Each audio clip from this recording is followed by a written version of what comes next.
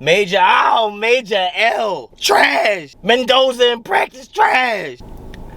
Trash. Running with no headphones, trash. Running when you 40, trash. Damon Arnett, trash. Wi-Fi Willie, trash. Sweating your motherfucking eyes, trash. Remy in my cup, turn me up, what we talking about? Now we doing us, moving up, what we talking about? Raider flags waving off the truck, what they talking about? Raider Nation dominating, only thing to talk about. Black shades, black tee, that's Raider Honcho, baby. East Coast, energy, that's Raider Honcho, baby. Hey. Let me just get 7 regular.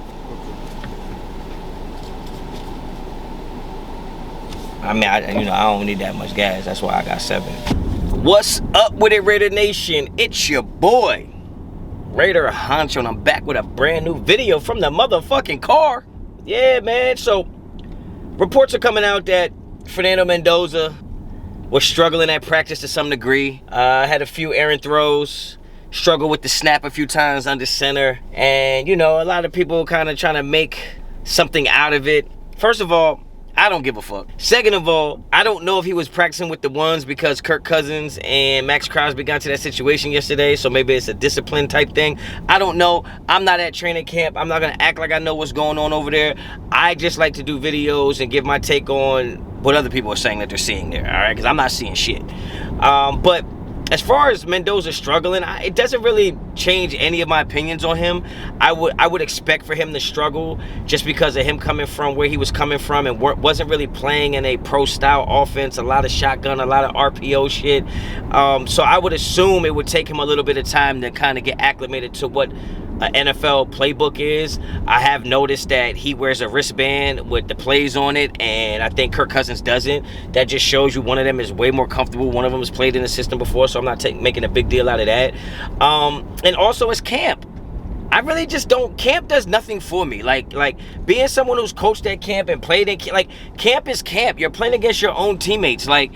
It's designed for the offense to look good. It's designed for the offense to kind of get away with shit. It's designed for the offense to build confidence. Now, the defense gets good work, but at the end of the day, we're not going to act like a star is born at training camp when you're playing against your own people. It really only matters once you start going against somebody who don't really give a fuck about you.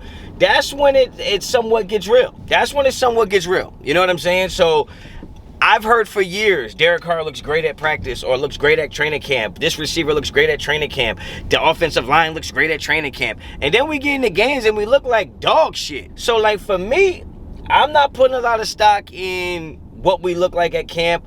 Obviously, like I said, it's just fun for me to get on here and kind of give my opinion instead of being in the comment section. I get to just make content out of it. So, yeah, that's my take on it. I don't know if some of you guys are surprised that Mendoza's struggling. I think some guys are already kind of caping for Mendoza. Like they want him to be the guy so bad that I think they'll probably just overlook some things that are going on with him. But he's a quarterback that kind of came out of nowhere, in my opinion, in college. And those quarterbacks are always ones that, to me, have to prove it to me. It's not like a guy that you hear about for multiple years and then they get drafted. Like even somebody like Jackson Dart. I'm not surprised with him having success in the NFL because Jackson Dart, if I'm not mistaken, was somebody at USC as a freshman that was starting, right? So he's a guy who's been a starting level quarterback at the highest level for multiple years, and then he just progresses to the NFL. Somebody like Fernando Mendoza, not saying he wasn't good all those years, but we didn't hear about him. We didn't know what the hell was going on. It looked like a Poindexter to me. And then one year you have a Cinderella season, you go win a championship, and now all of a sudden your life has changed and you're the guy. I don't know if he's a number one talent, and I've been saying that. I don't know if he's as good as a lot of number one picks. Obviously, you can just point at Jamarcus Russell and be like, well, not all number ones have to be good, or whatever the case may be. But to me, Fernando Mendoza has to show me that he can ball out on that level. And I don't think there's anything wrong with that. I'm not rooting against him. I'm rooting for him. Obviously, him being good is good for the Raiders. But I say that to say him struggling at practice is not going to change my mind about anything. It's not going to change my mind one bit about anything. I would like to see when it's live bullets. I think they're going to get a lot of work in the preseason. We'll get to see him. I want to see him make some good throws, some good decisions, and that's that. So all this shit about camp, I don't give a damn. Get down in the comments and let me know what you think. I'm about to go ahead and run a few miles on this track because I got to lose a little bit of weight. But don't get it twisted. Come on now. I still don't look like some of y'all out here sloppy and shit. I'm just not where I want to be. But get down in the comments and let me know what you think about this camp shit, man. Do you think him struggling is a big deal? You think teammates fighting is a big deal? Get down in the comments and let me know what you think. Hit me up on Instagram and Twitter, both at Honcho. Till next time, as always, Honcho out.